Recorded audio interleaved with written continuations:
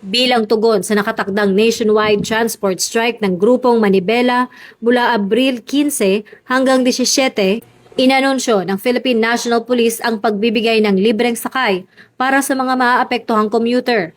Ayon kay Chief PNP Police General Jose Melencio Nartates Jr., bagamat kinikilala ng kapulisan ang karapatan ng mga transport group sa mapayapang pagtitipon, prioridad pa rin nila ang kaligtasan at kaginhawaan ng publiko. Tiniyak ng hepe na ang kanilang mga tauhan ay hindi lamang ipapakalat para magpanatili ng kaayusan, kundi para magbigay ng agarang tulong sa mga pasaherong may stranded sa kalsada. Kasabay nito, nagtalaga na ang Highway Patrol Group ng 501 personnel na tututok sa traffic assistance, checkpoints at patrol operations sa buong bansa.